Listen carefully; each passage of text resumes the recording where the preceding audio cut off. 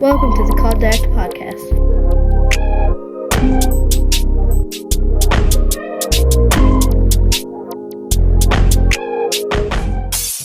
Oh yeah, baby.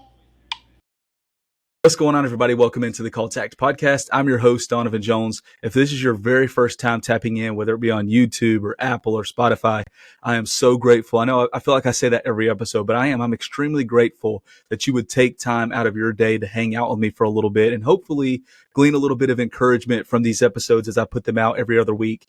If you're watching this on YouTube or maybe even Spotify, you hopefully are seeing that things are a little bit clearer on this end. And that's one of the things that I want to talk about today, because I'm extremely just humbled and grateful for the church that the Lord has allowed myself and my family to become a part of. And it's a little bit different for me looking straight into the camera because I'm used to recording on my laptop. And as you're looking into the screen on the laptop, it looks as if you're looking straight into the camera. So I'm used to kind of seeing how my appearance looks as I'm recording. But today I'm using a legit camera for the first time, thanks to my church. And so for that, I'm having to look straight into the camera. So it feels a little bit awkward to me. It feels a little bit different. But I'm very grateful that they've allowed me to use some of this equipment. And I'm going to talk about some of that today. So today's episode, I really want to focus on the impact of the local church to a certain extent, alongside with God's timing. Because as we're walking through our life, as we're going through our spiritual journey, there's different check marks, there's different landmarks, there's different ways that we see God moving in different areas. And hopefully we're growing and maturing in our faith, and God is showing us new things about himself throughout our walk. And the thing that's really being taught to me right now in my walk is just the sovereignty of God. And everything is just in his perfect timing, and everything, just falls into place the way that it is supposed to, the way that he has preordained it. Scripture talks about over and over again. And I know I've said this before, but how things have already happened before the foundation of the earth were laid. And so God knew everything that was going to take place in our life, and it's in the exact perfect time that he has set forth. And so I'm not going to do a clip of the week. I'm not going to do any of those things because I just want to just hopefully offer you guys up just encouragement by some of the things that has been going on in my life. And so the camera. So first of all, a couple of weeks ago, really Christmas. I'll have to go back even further. Christmas, I talked about this before, how I helped out with the women's Christmas dinner where the men were serving the women, and they didn't have a name badge for me. And maybe some of you remember that episode where I talked about that. And ultimately, I thought about leaving because they didn't have a name badge for me. They didn't have the table number for me. And I'm like, why am I even here? And so when I was getting ready to leave, a man from my church that goes to a different campus named RL came up and introduced himself to me, and introduced me to some other guys there that night. And eventually I was invited to speak at the men's breakfast, which was just an amazing experience for me. And I was so grateful just for the opportunity to do that. And one of the men that he introduced me to was the guy that's over the media team here at Stuart Heights. That's the name of my church. And his name is Chris. Shout out to Chris. And so a couple of weeks ago, he came up to me on a Wednesday night, and he was like, hey, man, whenever you get the opportunity, I know you've been recording here. I want to meet with you in the studio and help you get some stuff set up to hopefully improve, like your setup. He's like, we have cameras, we have microphones, we have lights, different backdrops. I want you to use all of that stuff, to take advantage of all that stuff that we have. And I was just like, absolutely. I'll meet you, whenever. And so we met up earlier this week, and he showed me how to use this camera. He showed me how to use, the different microphones and headphones, all the things that we got around here, and set up the lights. So hopefully the lighting is a little bit better. The picture is a little bit more clear, so you can see every flaw, every detail of my appearance. So, it's just been one of those things that as time goes by, and as I'm seeing God open different doors for me and my family here at this church, first of all, not only has my church given me this opportunity to record in here, but I've just been thinking about all the opportunities that the Lord has allotted me through this church. Starting, I'm just going to go back to last year because I think I've shared this on here, but starting at the beginning of 2024, I felt as though God was going to allow me to start speaking outside of the podcast. And so I tried to be proactive, reached out to churches. If I've mentioned this on here before, maybe there's a new listener that hasn't heard this story, and nobody was hitting me back. And I was just saying, hey, this is who I am. This is my podcast. This is what I'm trying to do. I'm trying to, encourage people, point them to Jesus. If you guys need anybody ever to come speak at your youth group or on a Wednesday night, I would love to have the opportunity to come in and do that for you guys. And nobody hit me back. And I remember as I was kind of walking through that, I remember asking God, like, I felt like you told me that this was going to take place. I was going to start speaking outside the podcast, and I didn't have any proof that it was going to take place. I just felt as though that's what God was telling me. And through that, he opened the door for me to start teaching classes at my church. And so it started just on a Wednesday night, and then it progressed from there into teaching the rest of the classes in that semester on those Wednesday nights, and helping out on Sunday nights, filling in for my campus pastor in his Sunday school class. And now it's progressed to the point where now I'm leading a Sunday school class, co-leading it with one of my buddies, Tim Evans. And it's just one of those things that as I am seeing God open up these different doors, it's just very humbling. And at the same time moves so quickly that there are moments that I neglect the fact that I'm walking in things that I've prayed for in the past. Like, I prayed for opportunities to speak, and I'm continuing to do that. I'm continuing to pray for opportunities to speak because I want as many opportunities to speak and declare God's name as the Lord has for me. And so, I've been given that. I've been gifted that here at Stewart Heights, and I'm so immensely grateful. I remember, some of you guys might remember this, but at the end of 2023, I got invited to speak at a youth group at a church here locally. It's about 30, 45 minutes away from where I live. And when I went in, I just want to share this story real quick.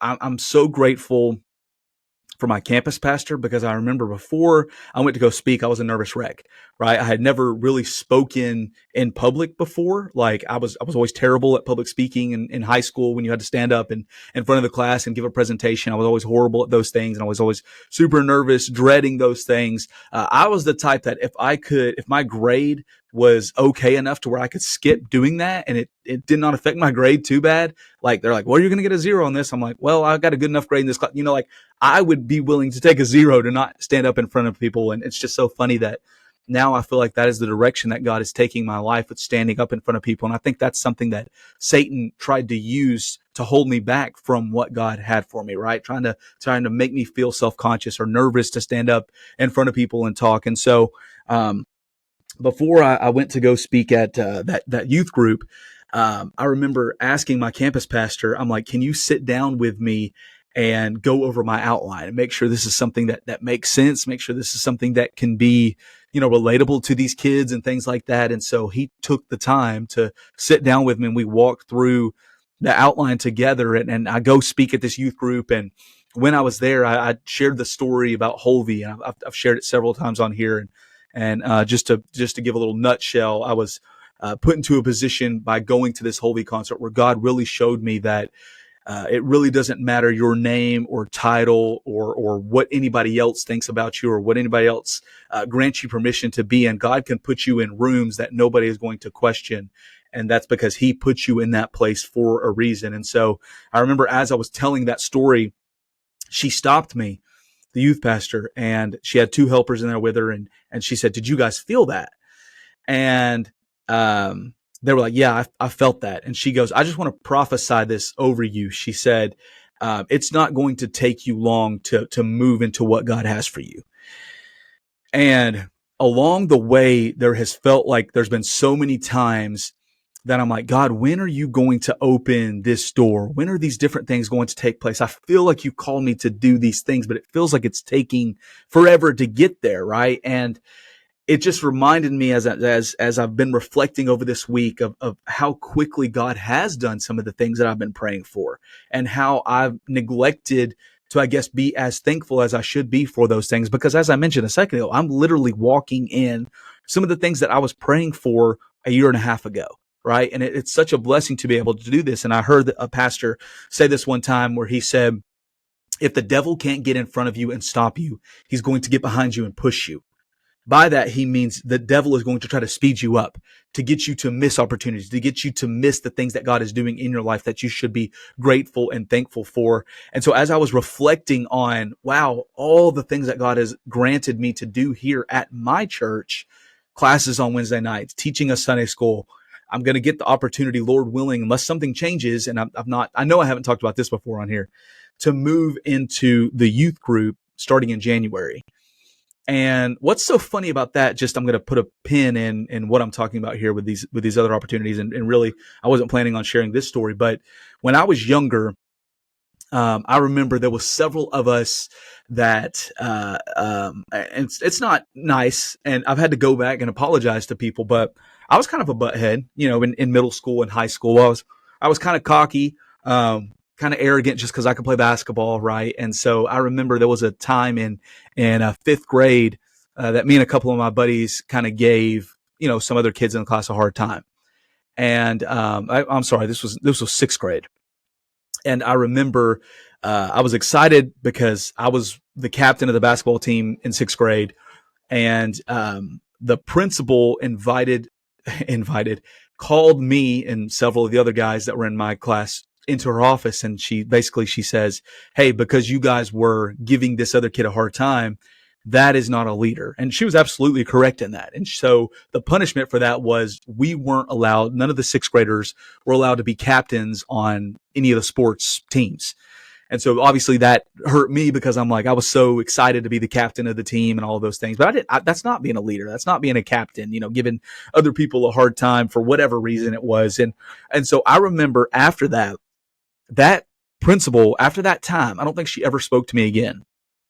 And that's not a way to disciple young people by, this is just, they did something wrong one time, therefore they're completely cut out, right? I'm not going to have anything to do with them. I remember specifically walking past her down the hall several times and saying good morning to her, and she would never even, give me a response. She'd just kind of look at me. And I remember my sophomore year, it was the same thing. She never would speak to me. And my sophomore year was the last year that the school that I went to, Tennessee Temple, was open. And she was the principal over the whole school at this point. When I was in middle school, she was just like one of the like assistant principals for like the middle school and elementary school. But when I was in high school, she got promoted to the high school principal, and she never spoke to me after that interaction when I was in sixth grade. And I remember, furthermore, when I was a senior, I remember going to a dad of a girl that I wanted to hang out with. And I remember asking him, "Hey, can I take her out on a date?" And his response was he didn't like the music that I listened to, and he thought that might impact the way that I look at women and treat women. Therefore, he did not want me to go out with his daughter. And so it's interesting, the trajectory of, I look back at those moments, and now God is putting me into a position where I'm going to be pouring into young people, middle school, high school kids starting in January, unless, something changes. And if the Lord allows, I'm going to be pouring into those kids. And if you go back and ask that parent that would not allow me to go out with his daughter, and if you go back and ask that principal, they would have said, Donovan's not a person that needs to be pouring into the middle school like this guy. I don't know what that principal thought about me, but I know she never spoke to me again. And it's just so funny, the direction that God can take us. And God can, when you truly give your life to him, he makes the changes in your life, obviously for the better. And so I know there's so many times in my life that I've faltered and I've failed, and I fail him all the time, and I'm a terrible son to him. But I know that he has a steadfast faith toward us. And I just want to share this verse because the Lord just put it on my mind. 2 Timothy chapter 2, verse 13, it says, "If we are faithless, he remains faithful, for he cannot deny himself." So it is literally in God's character to be faithful. Therefore, there's never going to be a time that he is not faithful to you in your life, right? Despite the fact that we fail him and we fall all the time. And so, to get back to what I was originally speaking about. So, I started thinking about the different areas that God has granted me to speak here at my church, doing the Sunday school, doing the Wednesday nights. And this verse came to my mind because God has allowed all these things to take place quickly. because when I go back to the beginning of 2024, we have been here at Stuart Heights. We look at it as VBSs, and we've this past summer was our fourth VBS here at Stuart Heights. But we were not super faithful to the church up until about a year and a half ago. We would go pretty much, I would say 3 out of the 4 Sunday mornings, sometimes 2 out of the 4 Sunday mornings. We were not involved in Sunday school. We were not involved in, Sunday night activities, Wednesday night activities, none of those things. To be honest with you, I just use the excuse of, I got to get up early the next morning, for work. And so we'll go Sunday morning. And so that's what it was for, the first couple of years. And then, Kelly got invited to do some of the women's activities. And, from that, she was like, hey, maybe we should go on a Sunday night. And it's a shame that, it took her to be like, hey, we got to go. And I'm like, yeah, let's go a Sunday night. We'll try it. Hopefully we won't get home too late so I can go to bed, be up, that was where my mind went. And I hate the fact that a lot of times I'm so married to the clock that I got to get home by specific time because I know I got to be up at 1:40 in the morning and all of those things. And so I know I'm kind of rambling. Hopefully this episode will speak to somebody in some way.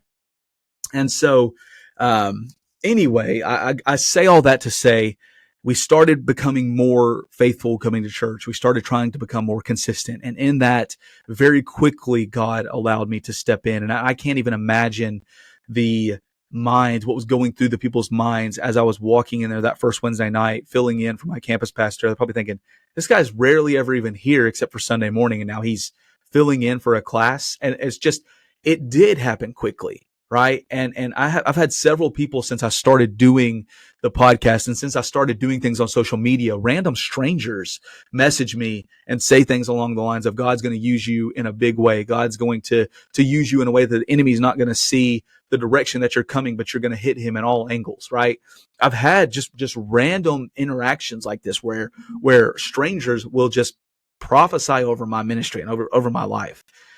And in that we can, or at least me, I can come to a place sometimes when I'm like, okay, God, I feel like you use these people to give me a message, but like, when are these things going to take place? Right. And Galatians chapter 4, this was as I was praying and thinking about what to talk about this afternoon, this evening. Galatians chapter 4, verse 4 came to my mind. And it says, but when the fullness of time, or some of your translations might say completion, when the completion of time had come, God sent forth his son, born of a woman, born under the law, to redeem those who were under the law, so that we might receive adoption as sons. So the phrase that I want us to really take out of this is, when the fullness of time had come, God sent forth his son. It's all in his timing. He decided before the beginning of the universe, billions and billions and trillions of years ago, light years away, in a galaxy far, far away, that Jesus was going to come exactly when he came, right? That me and you were going to be born at the dates that we were born, that we were going to do all the things that we do throughout our life. He decided those things long, long ago, and it's all in his will when these things are going to take place. It reminds me of in John, when Jesus's brothers are telling him to go up to the temple, and there was a prophecy in that time that the people were looking for the Messiah to come. And one of the prophecies was that when the Messiah would come, he would come on the temple, right? He would show up on top of the temple. And I think that's one of the reasons why Satan took Jesus high up and was like, hey, look down at everything. I'll give you everything if you worship me, right? And I think it was one of those things where Satan was even trying to tempt Jesus to saying, hey, go ahead and say you're the Messiah now, right? But the scripture that we've just read clearly says, in the fullness of time, Jesus came. In the fullness of time, he revealed that he was the Messiah and all those things. And as his brothers are doubting him and John, and they're saying, hey, go ahead and go up to the temple now, Jesus said, I'm not going now. And then later on he went. Why? Because that was when the time was that the Father had deemed for him to go, at that specific time. And so an illustration that I felt like went perfectly with this, and I didn't know when I was going to share it, but it hit me. And as soon as it hit me, we were in the car, and I told Kelly, I was like, give me my phone. I got to write this down on my phone. So we went to Florida last week for a vacation, / birthday present for Kelly.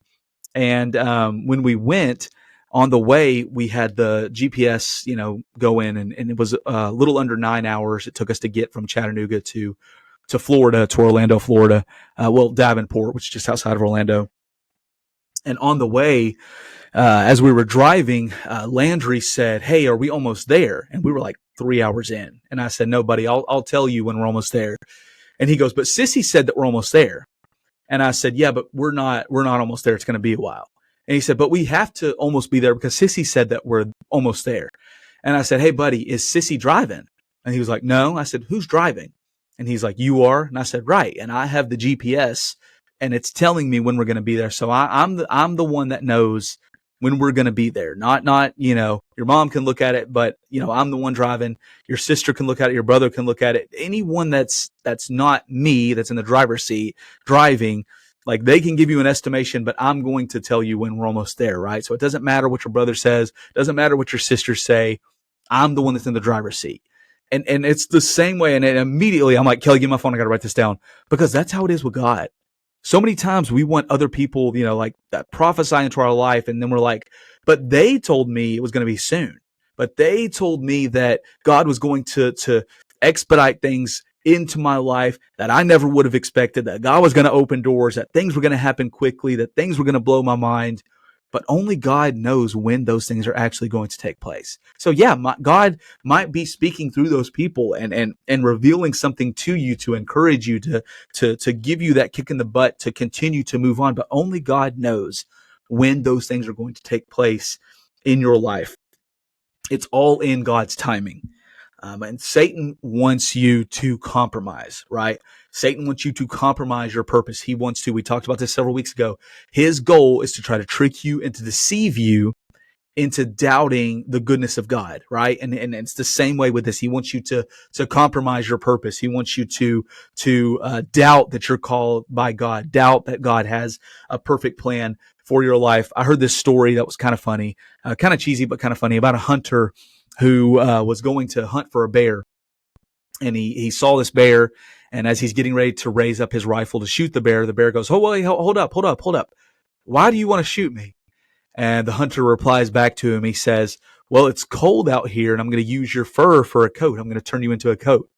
And the bear goes, "Well, I don't know. Why would you want to do that, though? I'm just out here looking for some food.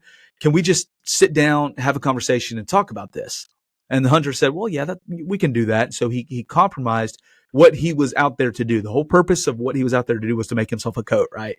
So he goes, sits down, has a conversation with this bear. About 30 minutes later, the bear comes walking out of the woods with the hunter in his stomach, right? And so everyone got what they wished for. Everyone got what they prayed for that day, right? The bear was full and the hunter got a new coat.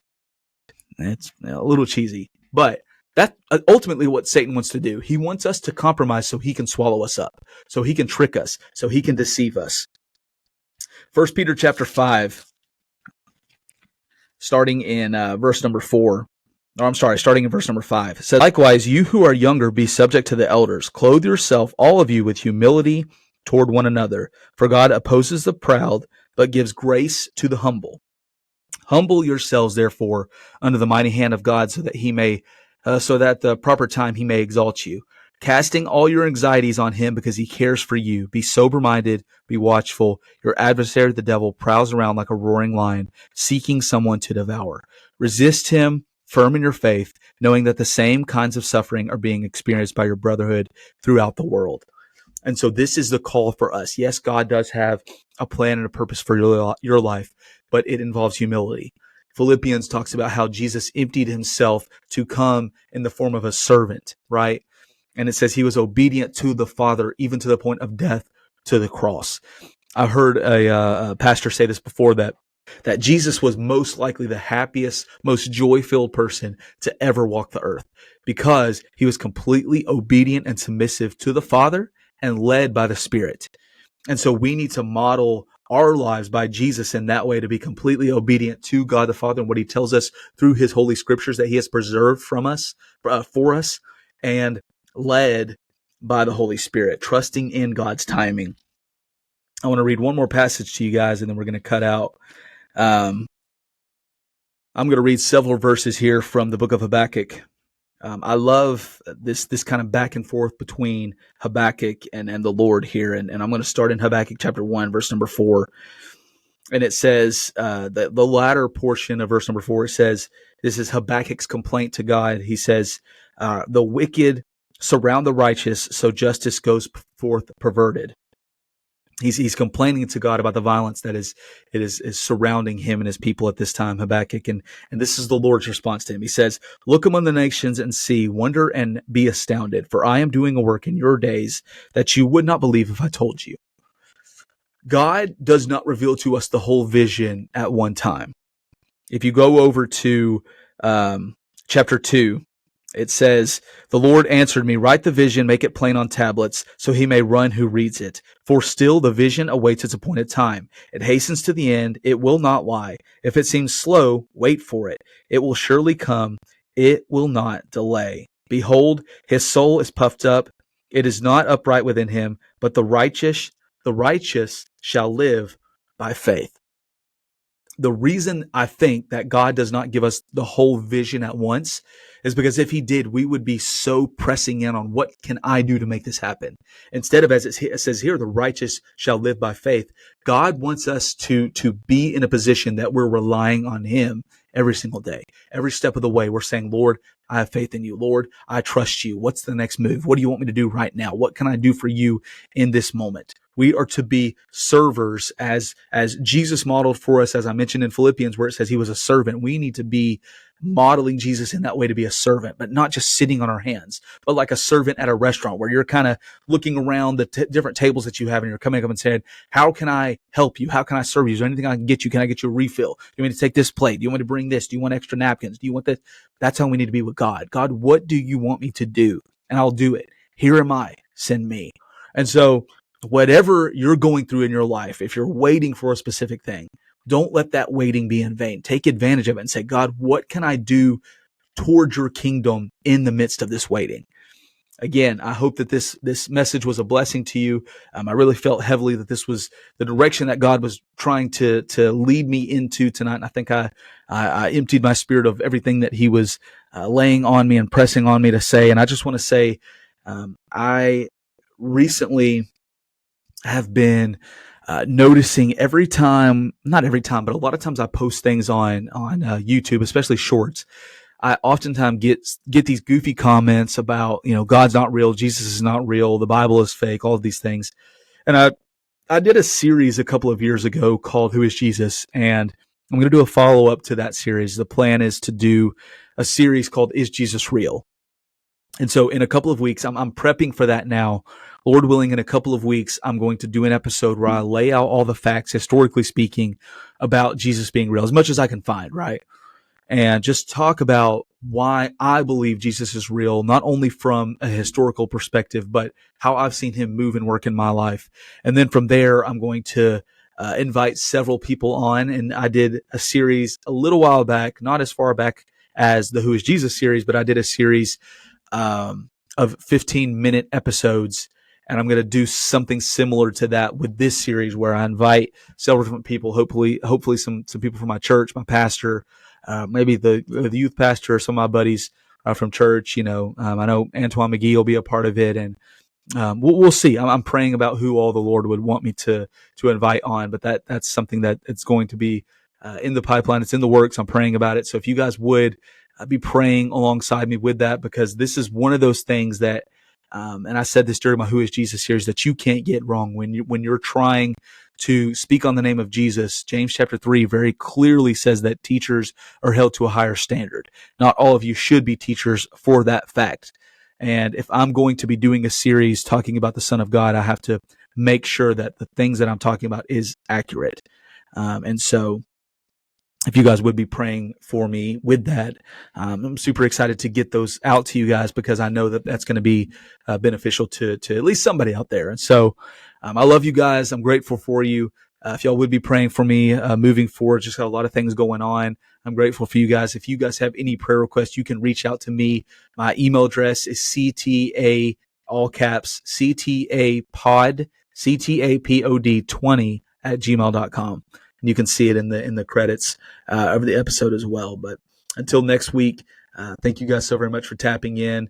Don't forget to comment, subscribe, like, all of those things. Until next time, have a great week.